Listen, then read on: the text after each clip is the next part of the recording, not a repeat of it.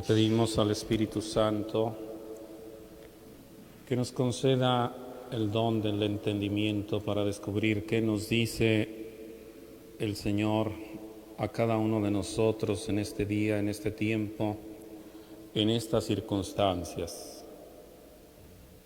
Y de nuestra parte le manifestamos que estamos dispuestos a escuchar, que nos hable y que cada uno de nosotros queremos recibir su palabra como la tierra recibe la lluvia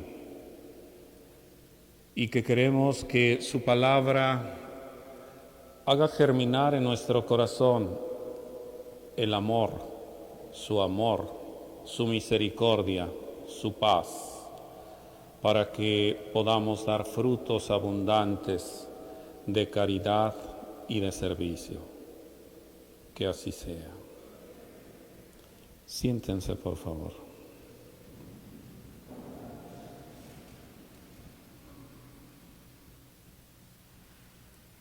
Sabemos que cuando hacemos ejercicios espirituales, o como ahora en estos ejercicios cuaresmales que queremos brindarnos la oportunidad de reflexionar, es muy importante lo que nosotros en el silencio escuchamos del Señor y lo que nosotros le ofrecemos al Señor.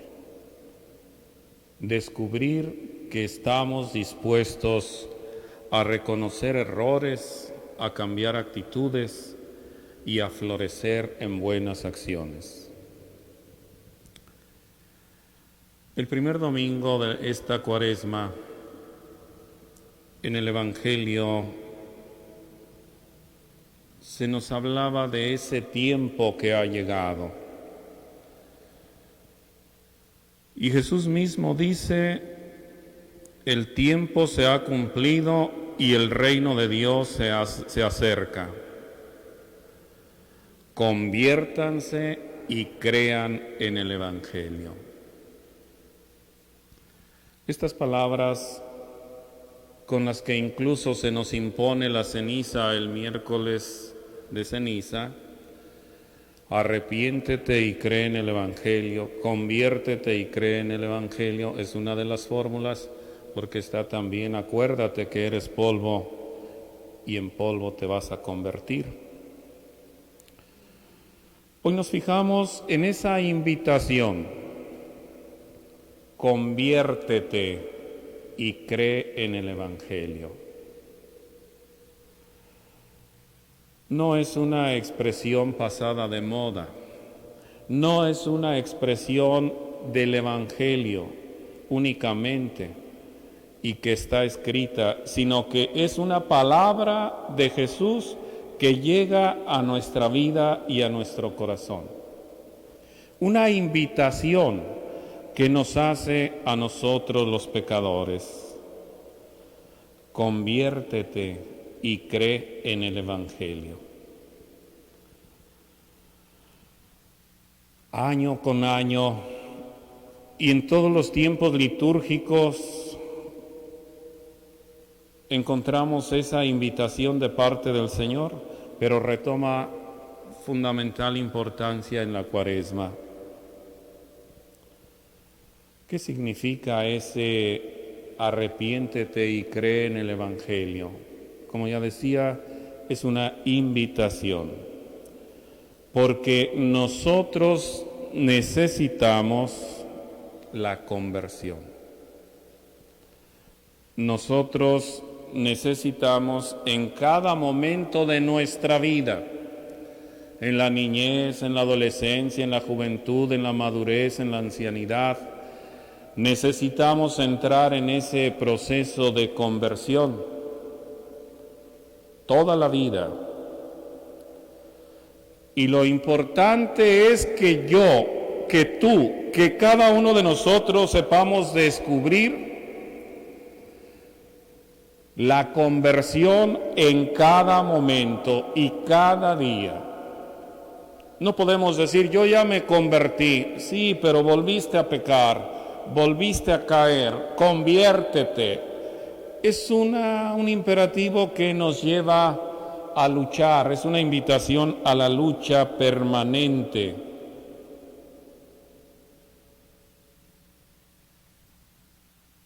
Y la primera respuesta de la conversión es la fe. La misma expresión nos lo dice, cree en el Evangelio. Por eso podríamos decir, la conversión implica la fe. Convertirme es creer en Jesús, creer en su palabra, creer en su amor. Yo tengo que pasar de la idea de un Dios que pide, de un Dios que manda, de un Dios que ordena, a la idea de un Dios que viene con sus manos llenas de amor para darme todo lo que yo necesito. Necesitamos convertirnos incluso en la idea personal que tenemos de Dios. Porque Dios no es, como algunos piensan, un Dios vengador, un Dios castigador, un Dios que está esperando la primera oportunidad de que te equivoques y castigarte. No, Dios es amor, es bondad, es misericordia y está lleno de toda la misericordia posible y se acerca a nosotros así,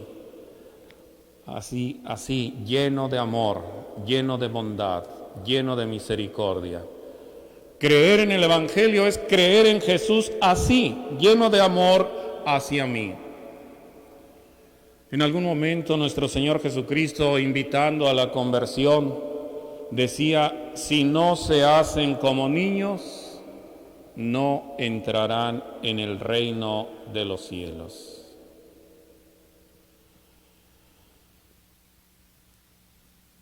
Y hacernos como niños implica ser sencillos, humildes, descubrir que fuimos llamados al amor, confiarnos en Dios, confiarnos en Jesucristo como el niño se confía de todo adulto.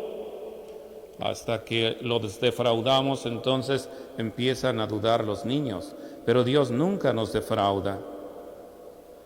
Hacernos como niños es entrar en un proceso de sencillez, de humildad, de lealtad, de escucha, de obediencia. Hacernos como niños es recordar ese primer encuentro que hemos tenido con nuestro Señor Jesucristo desde nuestra infancia al acercarnos a los sacramentos, concretamente a la Eucaristía. Conforme hemos crecido, vamos perdiendo esa gracia de la inocencia y nos hacemos maliciosos, nos hacemos calculadores, nos volvemos personas desconfiadas y jugamos con el mal y con el bien y estamos en una ambivalencia. Por eso también es importante que en nuestros ejercicios cuaresmales, además de la invitación, conviértete y cree en el Evangelio, recordemos que no podemos estar sin lograr la conversión. Recordemos que en el libro del Apocalipsis, cuando se dirige a la iglesia de la Odisea, dice en un tono muy duro, conozco tus obras, no eres ni frío ni caliente, porque eres tibio, no eres ni frío ni caliente, te voy a vomitar de mi boca. Y aquí tenemos un punto de reflexión muy importante. Yo verdaderamente soy un católico, un cristiano católico, que tengo el corazón caliente, fervoroso, fiel, amoroso, responsable, o soy un mediocre espiritual. Soy una persona que en algunos momentos me acuerdo del culto, de lo ritual, y después vivo una vida de pecado, de injusticia, de malos comportamientos. Se trata pues de una conversión de la mediocridad y de la tibieza a la vida de santidad.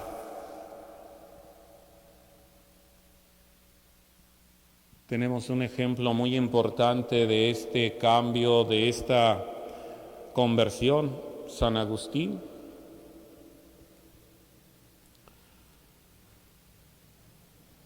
San Agustín, que lleva una vida totalmente desordenada y que la oración de su madre y la gracia de nuestro Señor Jesucristo logran esa conversión.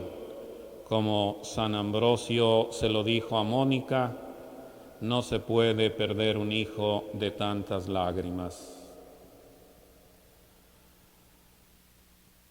San Agustín vive plenamente esa conversión y da el paso del pecado a la gracia. Y es un ejemplo para nosotros. ¿Qué es lo que tenemos que hacer? Ese paso del pecado a la gracia. Por eso, como nos decía el Papa Francisco, el primer paso para regresar a Dios es la confesión. Es encontrarte en ese tribunal de amor y de misericordia en el que Jesús te perdona. Santa Teresa de Jesús también es otro ejemplo de ese paso. Ella misma lo describe cuando dice: de pasatiempo en pasatiempo, de vanidad en vanidad, de ocasión en ocasión, a meterme tanto en muy grandes ocasiones y andar tan estragada mi alma en muchas vanidades. Dábanme ganas, dábanme gran contento todas las cosas de Dios, teníanme atadas a las del mundo. Parece que quería concertar estos dos contrarios tan enemigos uno del otro, como es la vida espiritual, y contentos y gustosos los pasatiempos sensuales. La tibieza es una experiencia que todos tenemos. Es una experiencia a vencer.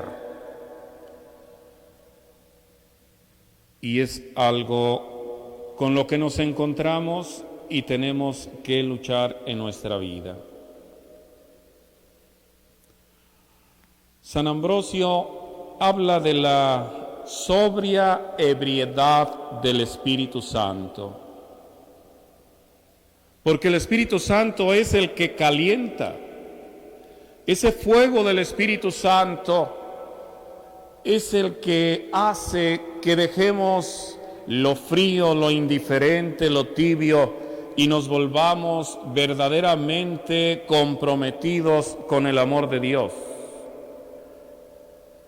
Y recuerda la venida del Espíritu Santo sobre los apóstoles y cómo pasan del temor, de la angustia, del miedo, del encerramiento a la apertura de dejarse guiar por el Espíritu Santo y ser aquellos grandes predicadores y testigos de la gracia de nuestro Señor Jesucristo.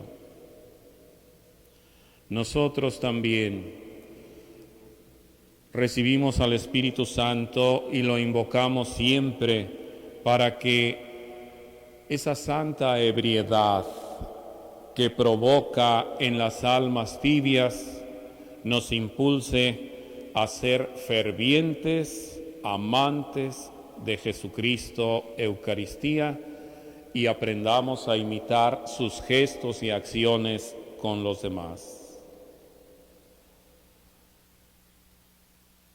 Hoy en día tenemos un grande peligro y parece que lo vivimos bien. Nuestra vida, nuestra sociedad, nuestras familias viven, algunas, afortunadamente no todos ni todas las familias, pero hay muchos que viven como si Dios no existiera. Y vivir como si Dios no existiera es un peligro, es algo grave.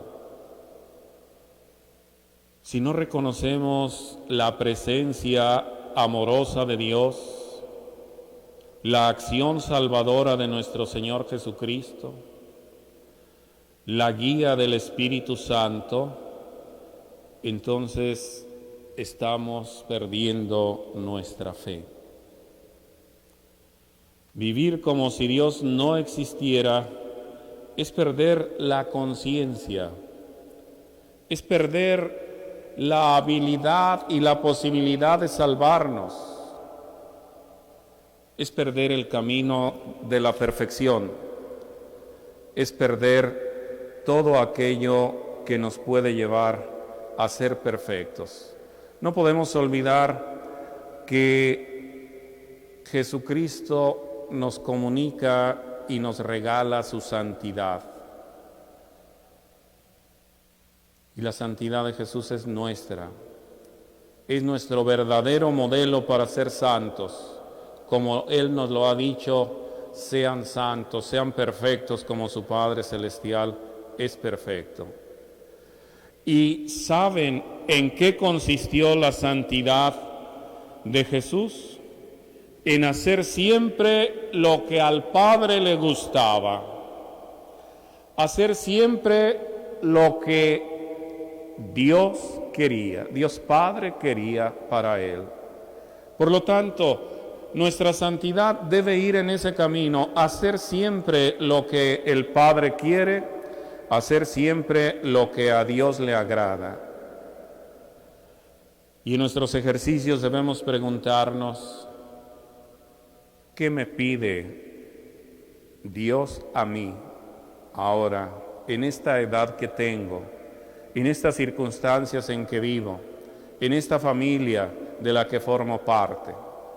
¿Qué me pide el Señor en medio de esta pandemia, en medio de los miedos y temores naturales? ¿Qué me pide el Señor para que yo pueda entrar en ese camino de santidad y alcanzar la salvación?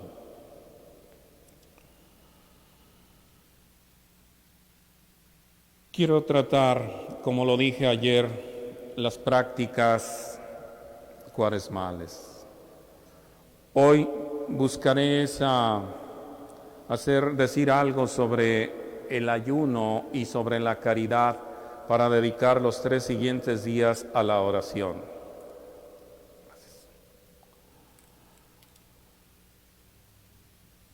El ayuno y la caridad van de la mano. Por supuesto también la oración, no se puede desprender de ahí.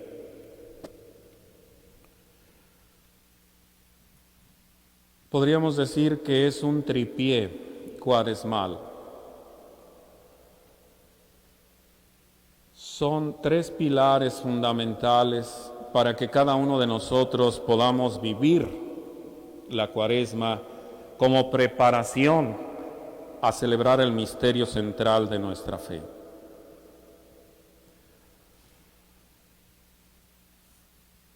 Hablo del ayuno ahora. El ayuno lo encontramos como una costumbre judía. El pueblo de Israel solía ponerse en ayuno. Hay momentos muy importantes, momentos de la historia de la salvación en los que el ayuno forma parte de la esencia del pueblo en su relación con Dios. la abstinencia, la privación de los alimentos, la mortificación, son parte importante. Jonás, por ejemplo, fue lo que pidió a la ciudad de Nínive, la oración, se pusieron en ayuno, se vistieron de sayal. Y los grandes profetas judíos entendieron y explicaron maravillosamente el sentido verdadero del ayuno, tanto Isaías como Miqueas y muchos otros. Jesús, que es nuestro Maestro, nos enseñó con su doctrina y su praxis que lo que entra por la boca no mancha al hombre, que de lo que se debe ayunar, que no se debe ayunar en un banquete de bodas cuando el novio está presente, que se debe ayunar en cambio de todo el egoísmo, de toda injusticia, de toda avaricia, de toda maldad. Estas palabras y esta enseñanza de Jesucristo nunca la debemos olvidar, porque Él hace un cambio del ayuno como ritual, del ayuno como una ley obligatoria, y nos invita a hacer un ayuno que tenga en cuenta a la persona y a las personas. Un ayuno que tenga la convicción personal y dejemos nuestros egoísmos, nuestras injusticias, nuestra avaricia y toda nuestra maldad. Si el ayuno como rito fuera un mérito, tendríamos que canonizar a todos los hambrientos de la tierra. Hay muchos que ayunan porque no tienen que comer. Y no es el comer o el ayunar lo que importa, sino el espíritu con el que se come o con que se ayuna. Lo importante entonces es con qué actitud yo ayuno y con qué actitud como. Jesús tuvo momentos en los que ayunó, 40 días en el desierto, un gran asceta, pero también supo compartir la mesa con los ricos y con los pobres, con los justos y con los pecadores. Hasta se ganó el mote de comelón y bebedor.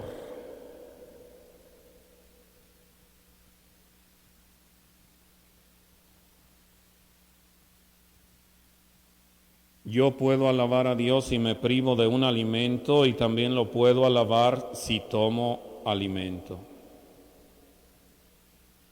Entonces, ¿dónde está la importancia del ayuno? La razón del ayuno es que yo comparta mi alimento con el que no tiene. Esa es la mejor alabanza del ayuno cuaresmal y de todo ayuno. Privarme de lo que tengo, no para almacenarlo, no para que se me eche a perder, sino compartirlo con el que no tiene. Jesús dice que hasta un vaso de agua que demos no quedará sin recompensa. Y podemos darle a quien no necesita. Pero lo más importante es darle al que necesita. Si yo doy un vaso de agua a quien no se lo va a tomar porque no tiene sed, tiene más mérito que se lo dé a alguien que tiene sed, a un sediento, porque va a aprovechar esa agua. Está ayunando de lo que no tiene, lo necesita. Podríamos decir que ese vaso de agua que toma el sediento y que yo se lo di, es como si yo se lo diera a Jesús mismo. Por eso nuestro ayuno no debe ser el que impone la ley, sino el que pide la caridad.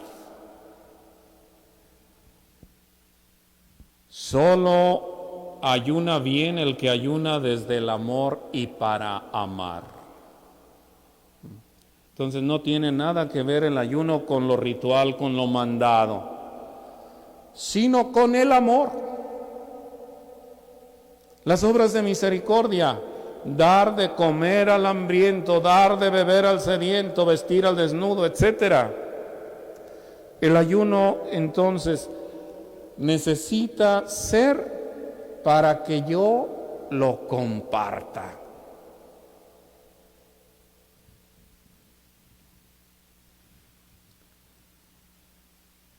La Cuaresma nos invita al ayuno como una de las prácticas, pero a veces nuestro ayuno pierde su valor. Y es importante que nos preguntemos, ¿por qué ayuno yo y para qué ayuno? ¿Solo para cumplir lo mandado o para hacer obras buenas? ¿Ayuno para imitar a Jesucristo en el desierto?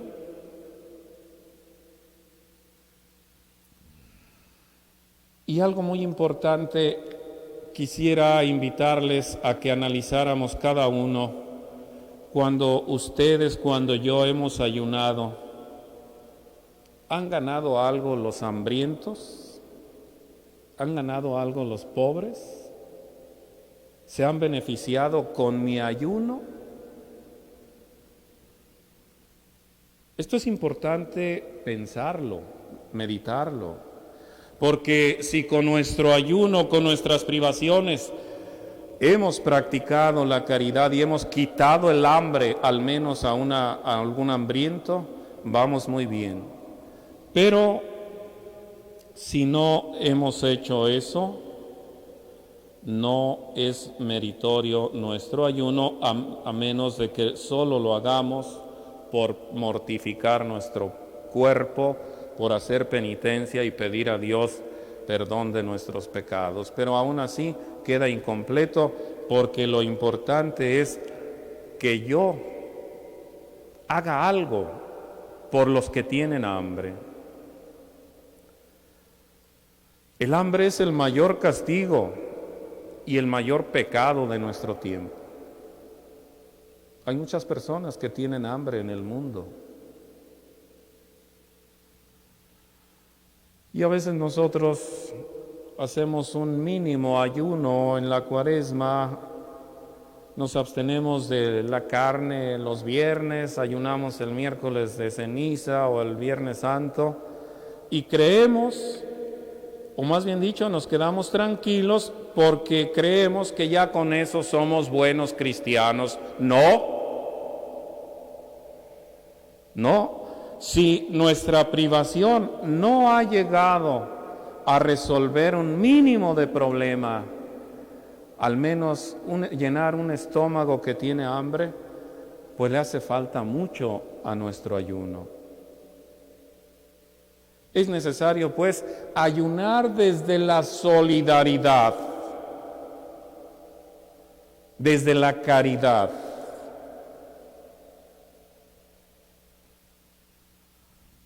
Porque el hambre es un grito que clama a Dios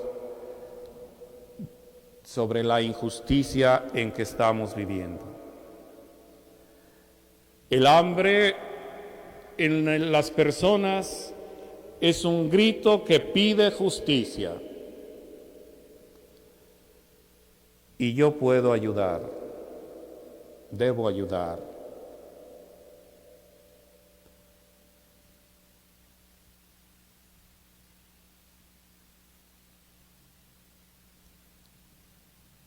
Nuestro ayuno debe ser una lucha para que otros no ayunen. Otros que ordinariamente ayunan, dejen de ayunar porque mi ayuno está llegando a ellos. De alguna manera tendremos pues que asumir el dolor y la impotencia, la rabia de millones de personas hambrientas al compartir nosotros el pan que voluntariamente dejamos de comer para ayudar a nuestros hermanos. Por eso, ayunar es amar. El que ayuna necesariamente debe amar. Porque Jesús lo motiva y llega a aquellas personas que lo necesitan. El ayuno que Dios quiere sigue siendo el de partir tu pan con el hambriento. El privarte no solo de los bienes superfluos, privarte incluso de los necesarios en favor de los que tienen menos. Quien tiene la posibilidad de dar trabajo es una manera de ayudar también al hambriento. Quien puede ayudar a otra persona a solucionar sus problemas es una manera de compartir lo que tenemos. Quien puede ayudar a curar el cuerpo o el espíritu, quien puede ayudar a liberar a un drogadicto o a prevenir a alguien de que no caiga en esas situaciones, es parte del ayuno y va entrelazado con la caridad. Por eso el ayuno es amar, es preocuparnos por las personas.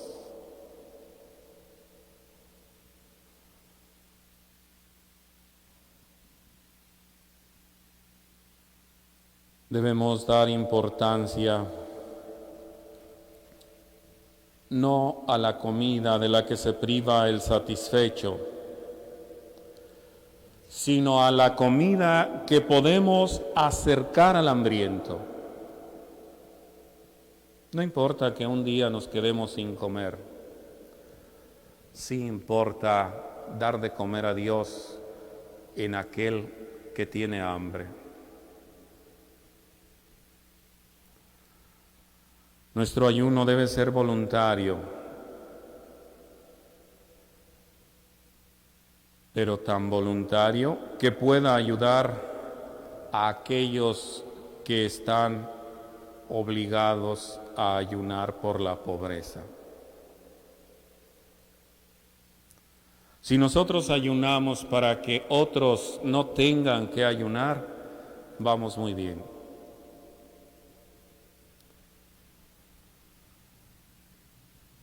El ayuno también tiene otra faceta importante: alejarnos del consumismo.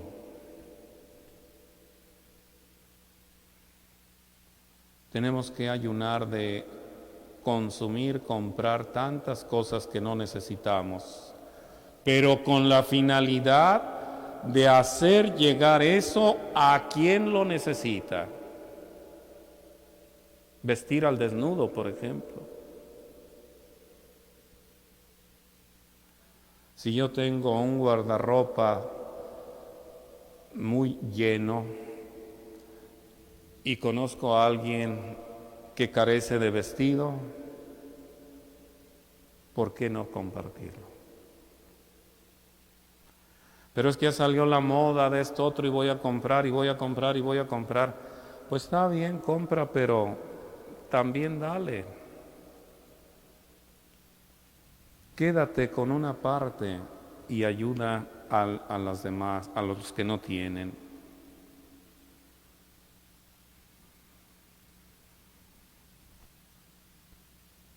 La felicidad pues no está en tener ni en consumir, sino en tener lo que necesitamos y compartir el pan y todo con el que lo necesita. San Juan Crisóstomo decía: ningún acto de virtud puede ser grande si de él no se sigue también provecho para otros. Así pues, por más que te pases el día en ayunas, por más que duermas sobre el duro suelo y comas ceniza y suspires continuamente, si no haces bien a otros, no haces nada grande. San Juan Crisóstomo decía eso. Es decir, tienes que compartir, debes convencerte de que lo que tú te privas tendrá un grande mérito si lo utilizas para el bienestar de otra persona. San Pedro Crisólogo decía: quien no ayuna para el pobre engaña a Dios. Es bastante fuerte. Quien no ayuna para el pobre engaña a Dios. El que ayuna y no distribuye su alimento, sino que lo guarda, demuestra que ayuna por codicia, no por Cristo. Así pues, hermanos, cuando ayunemos, coloquemos nuestro sustento en las manos del pobre.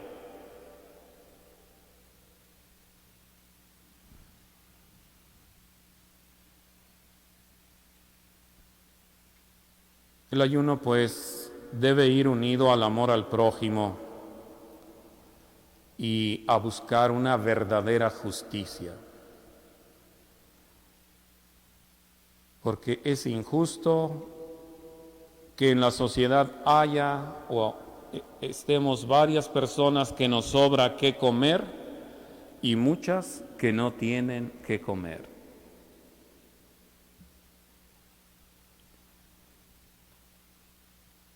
San Agustín decía: ayunemos pues, humillando nuestras almas ante la proximidad del día en que el Maestro de la humildad se humilló a sí mismo, haciéndose obediente hasta la muerte de cruz.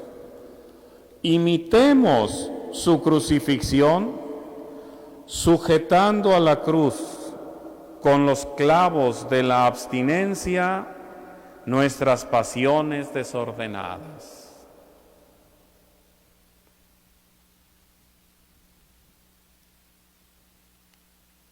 Si no unimos nuestro ayuno y nuestra abstinencia a la cruz de nuestro Señor Jesucristo, hacemos que se pierda el sentido. Podemos pues cumplir la ley a la letra, pero no el espíritu de la ley. Podemos ayunar no ayunando verdaderamente. San Juan Crisóstomo dice: cuando ayunes, les decía que pueden hacerlo sin ayunar. Hoy les digo que se puede ayunar igualmente no ayunando. Quizá les parezca enigmático este lenguaje. Voy a decirles enseguida la clave. ¿Cómo es posible ayunando no ayunar? Así ocurre cuando, renunciando al alimento, no renuncia uno a sus pecados. ¿Cómo es posible no ayunando ayunar? Así es cuando uno usa el alimento sin usar el pecado. Este ayuno es mucho mejor que el otro, y no solo mejor, sino además más fácil. El ayuno nos lleva a la purificación. Nos lleva a renunciar a los pecados, al pecado. Así como renunciamos al alimento, debemos renunciar al pecado.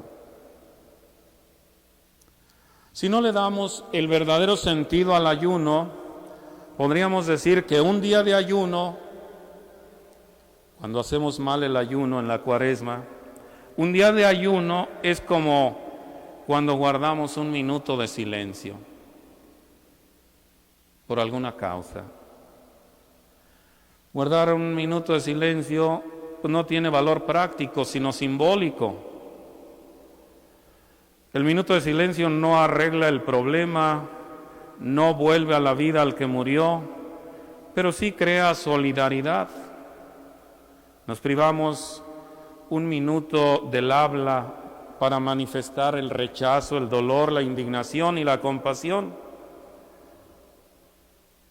También cuando ayunamos un día, pues es como cuando guardamos ese minuto de silencio. Hacemos solo el recuerdo de algo que deberíamos hacer.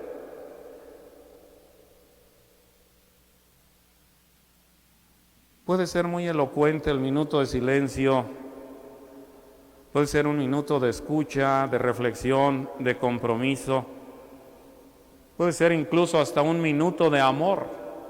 También ayunar un día, pues es un momento de amor, pero el ayuno implica que sea una actitud permanente, una actitud de amor. Un día de amor, una semilla de esperanza. El ayuno debe traducirse como un paso contra el egoísmo, un esfuerzo de comprensión, un compromiso por la justicia, un trabajo por la paz. Ayunar debe ser una actitud permanente para compartir el pan con el hambriento. El ayuno, pues, nos debe hacer conscientes de la necesidad de convertirnos. El ayuno implica la conversión. No soluciona el problema del hambre, pero sí nos solidariza con los hambrientos, nos libera del consumo. Es una protesta contra la injusticia, es una llamada a la conversión. El ayuno es un grito profético. Nos castigamos a nosotros mismos para que otros no sean castigados. Hacemos parar nuestro estómago para que trabaje el espíritu, para purificarnos. Pero el ayuno que Dios quiere es el compartir el pan con el hambriento. Tenemos pues que entender lo que significa verdaderamente ayunar y no solo quedarnos con algo ritual, con una costumbre que a final de cuentas ni ese día lo hacemos bien. Compartir el pan con el hambriento. El ayuno va de la mano con la caridad. Desde el momento en que decimos compartir, estamos diciendo hacer el bien. Y por eso la caridad también es momento en la Cuaresma de retomarla. Cada día el mundo se vuelve más egoísta, menos dispuesto a compartir. Y la limosna tradicional, pues hoy en día no tiene muy buena cara. El egoísmo hace que gane la avaricia y el deseo de acumulación. Sin embargo, la caridad es un imperativo. Cuando hablamos de limosna es hablar de caridad, es hablar de ayudar, es compartir lo que tenemos con el que carece también, no solo de alimento, sino de algo más o de muchas cosas más. Si solo diéramos unas moneditas de escaso valor, pues tendrían mérito como aquella mujer del Evangelio si fuera todo lo que tuviéramos. Pero ordinariamente intentamos deshacernos de la morralla que ya no nos reciben en ningún otro lugar. Es decir, nuestra caridad también está afectada por el egoísmo.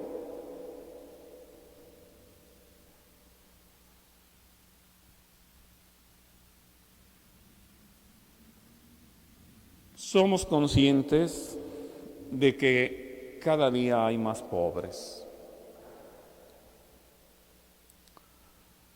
Y en las ciudades, sobre todo, en los pueblos también, hay mendigos. Mendigos que transitan por las calles y que van pidiendo la caridad y el pan para comer. Para muchos son la ocasión de compartir el pan con el hambriento. Para otros lo toman como una ofensa, como una vergüenza, porque afean el rostro de la ciudad. Y cuando nos vamos a encontrar con estas personas, pues decimos, ¿cómo le voy a dar? Si lo quiere para vicios, si va a comprar alcohol, si va a comprar drogas, si va a hacer mal uso de lo que yo le voy a dar, no tiene sentido. Hemos caído en un visible malestar y quisiéramos literalmente quitarnos a los pobres del camino, no encontrarlos, para no tener que confrontarnos con esa urgencia y esa necesidad de practicar la caridad. Creo que es importante hacer una clara distinción entre el pobre y el mendigo, porque no todos los pobres mendigan.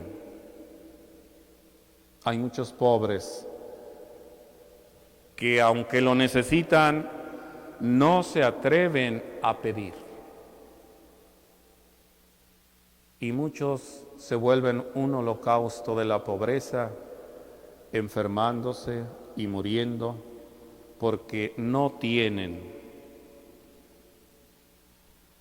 Y esta es una verdadera llamada de atención para nosotros los cristianos católicos. ¿Cuántos pobres hay en nuestra colonia, en nuestras calles? Sabemos que no podemos solucionar todo, pero sí podemos mitigar un poco el hambre de los pobres y de los que mendigan. Hermanos, la primera limosna que debemos darle tanto al pobre como al mendigo, al forastero, al migrante, es el respeto.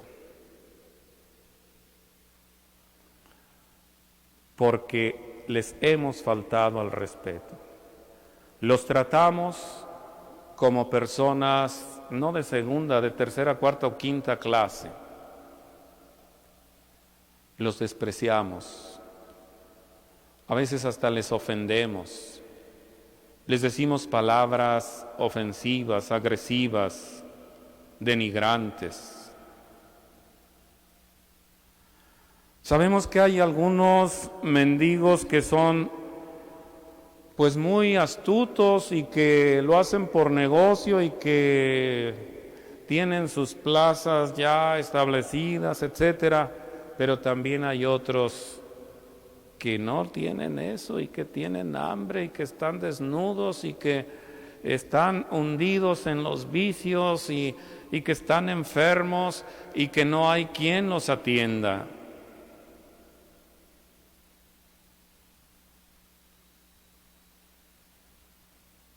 No todo pobre es mendigo, ya lo decíamos, pero sí en el pobre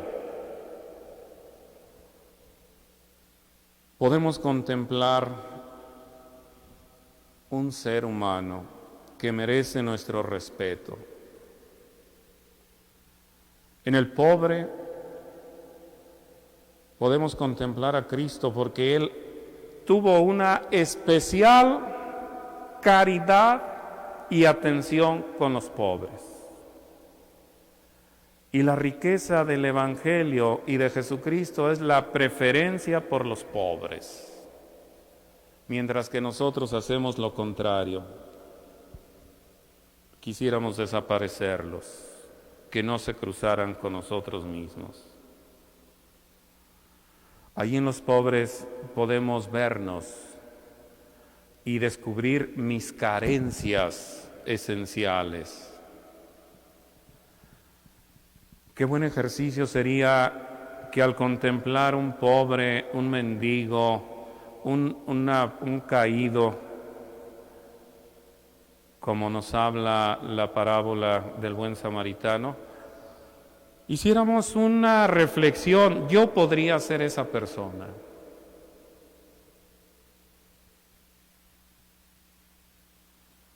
Yo no tengo mérito alguno para estar de este otro lado. ¿En qué condiciones nació esa persona? ¿Cuál fue su educación, su formación, su ambiente familiar que lo orilló a vivir y estar en estas circunstancias? Yo podría ser esa persona. Eso lo debemos pensar, es un ejercicio, porque nos va a sensibilizar ante esas carencias esenciales. Ponerme como un mendigo potencial. ¿Qué sentiría yo si no tuviera una casa donde vivir, una cama, un lugar donde bañarme con agua caliente? ¿Qué sentiría yo si fuera esa persona que tiene que dormir en la calle bajo un puente y que tiene que andar buscando en los botes de basura algo para comer? Es necesario sensibilizarnos, porque sólo así podremos entender el sentido del compartir y de la caridad. ¿Cómo darles, pues, limosna sin ton ni son, solo inspirados en haz el bien y no mires a quién? No podemos, no tenemos para repartir así, pero sí podemos organizarnos para buscar que con la limosna, con la caridad de muchos, podamos crear centros asistenciales para dar comida, para dar techo a los transeúntes, a los mendigos, y también para llevar comida a los pobres que no tienen qué comer en su casa. Esta es una tarea muy importante. En nuestras parroquias, en nuestros grupos de amigos, debemos apelar a la conciencia solidaria, humana, cristiana, para buscar estos centros, no necesariamente un edificio. Hay lugares que en los parques grupos de personas van y comparten, les llevan comida determinados días. Hay otros lugares donde se les ofrece techo, que es un lugar para que duerman seguros y no bajo las inclemencias de la lluvia o del frío totalmente. Pero este es el camino que debemos buscar para que nuestra caridad sea efectiva, sea comunitaria, sea solidaria, y no solo tratemos de huirle al encuentro de estas personas o quedarnos indiferentes cuando nos los encontramos. Si les damos el dinero, como bien decíamos, pues se van a ir a comprar la droga o el alcohol, pero si nuestra aportación va de manera organizada a proveer de alimentos, de cobijas, de ropa, de techos, aunque provisionales o más estables, para poder ayudar, esa es una manera muy importante que debemos promover. Crear centros de acogida, donde puedan acudir el día en el día o en la noche, los transeúntes, los que buscan un techo, los que buscan alimento, los que buscan otra oportunidad para encontrar un trabajo, porque ese es otro problema. Nadie les ofrece trabajo porque se tiene desconfianza de que roben o de que hagan algún acto ilícito. Por eso se necesitan voluntarios sociales, motivados siempre por el respeto y por el amor. Voluntarios sociales. Todos lo podemos ser, si no a tiempo completo, sí podemos regalar una hora, una media hora, unas 2 horas del día o a la semana, al mes, pero no tiene que ser una carga esta parte de nuestra sociedad, los pobres, los transeúntes, sino que tiene que ser el medio de nuestra santificación, porque practicamos la caridad y hacemos llegar nuestro ayuno de manera práctica a aquellos que más lo necesitan. Además del alimento, es necesario ir creando un rostro más humano en las familias y en la sociedad. Reconquistar los valores, pero sobre todo reconquistar el corazón cristiano, el corazón de Jesús en cada uno de nosotros, sentir compasión por el que sufre. Parte tu pan con el hambriento, alberga al pobre sin abrigo, viste al desnudo, no vuelvas el rostro ante tu hermano, entonces brillará tu luz como la aurora y se dejará ver pronto tu salud e irá delante de ti la justicia y detrás de ti la gloria de Yahvé. Isaías capítulo 57. Y Jesús en el Sermón de la Montaña nos dice: cuando des limosna, no sepa tu mano izquierda lo que hace la mano derecha, para que la limosna sea oculta y tu Padre que ve lo oculto te recompensará. Y en las obras de misericordia, en el capítulo 25 de San Mateo, Señor, cuando te vimos hambriento y te alimentamos, sediento y te dimos de beber, cuando te vimos peregrino y te acogimos, desnudo y te vestimos, cuando te vimos enfermo en la cárcel y fuimos a verte. Y el rey les dirá: cuantas veces lo hicieron con estos hermanos menores, conmigo lo hicieron. La cárcel es otro espacio de apostolado, de caridad, donde hace falta nuestra presencia para acompañar el dolor, la soledad, la ausencia de la misma familia. Podemos pues concebir la limosna, la caridad, como una ayuda material y directa al prójimo, pero es muy importante canalizarla a una ayuda asistencial, pero no a lo particular, sino en plural a todos. Una atención primaria de alimento, de techo y servicios sanitarios. ¿Cuántos médicos podrían también regalar una hora a la semana para atender a estas personas que no tienen con qué pagar una consulta o con qué comprar un medicamento? Crear centros de acogida, lugares de encuentro, comedores sociales. Y otro aspecto, las campañas pro damnificados. Cuando hay una desgracia, un incendio, un terremoto, cuando la lluvia generó deslaves, etcétera, son damnificados donde también la caridad debe hacerse presente. Hay un escenario pues muy vasto muy vasto para practicar la caridad.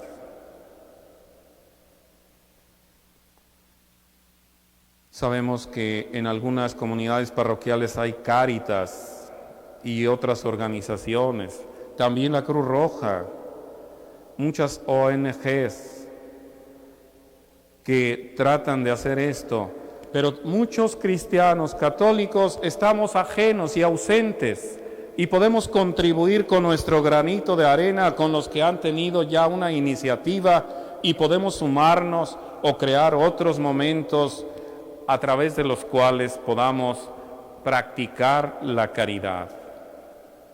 Lo que importa es canalizar toda ayuda con efectividad, con rapidez, con honestidad y encauzarla a quien verdaderamente necesita. Una solidaridad sin rostro,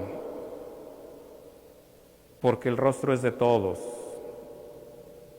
de la humanidad, no solo de la Iglesia, de todos. Hay muchas personas de buena voluntad que aún no siendo católicos practican la caridad y nos dan mucho ejemplo de esto. Ser más fraternos, ser más tolerantes con las personas que están en esta situación.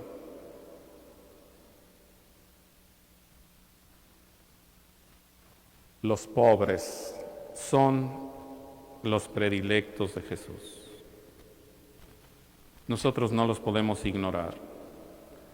No estaríamos siguiendo su ejemplo ni su palabra si ignoramos a los pobres.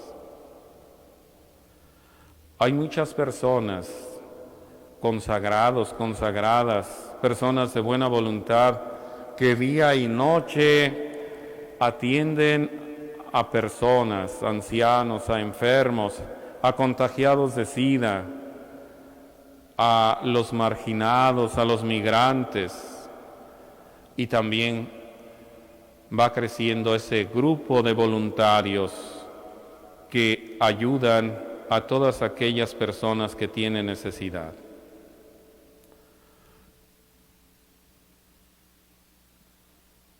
Nosotros, al hacer nuestros ejercicios cuaresmales, debemos preguntarnos, ¿qué puedo hacer yo por los más pobres? ¿Qué puedo hacer por los migrantes? ¿Qué debo hacer? No solo qué puedo, ¿qué debo hacer con los que tienen hambre? Yo puedo ser un voluntario, una voluntaria para ayudar en algunos centros donde se atiende y se asiste en las necesidades más primarias a las personas. Puedo participar con mis privaciones, con mi ayuno, aportándolo a quien lo necesita.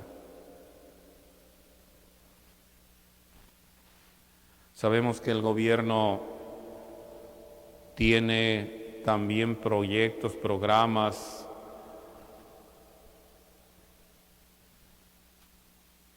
pero nosotros no podemos rehuir a esa gran oportunidad de compartir nuestro pan con el hambriento.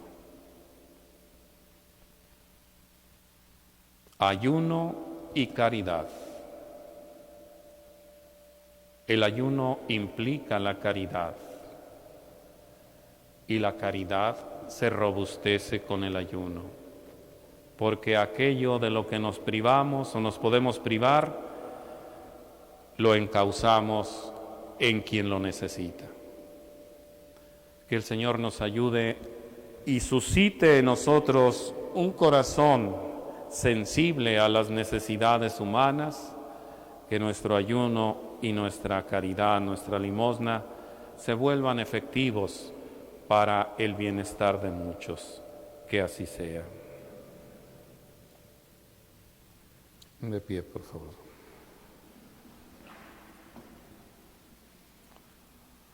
Le agradecemos al Señor estos momentos en los que nos brinda la oportunidad de confrontarnos con nuestro ayuno, con nuestra caridad. Y le pedimos que nos ayude a vencer el egoísmo y la soberbia, que nos ayude a ser más humildes, más sencillos, más cercanos, y que suscite en nosotros esa actitud voluntaria y convencida de comprometernos con los más pobres.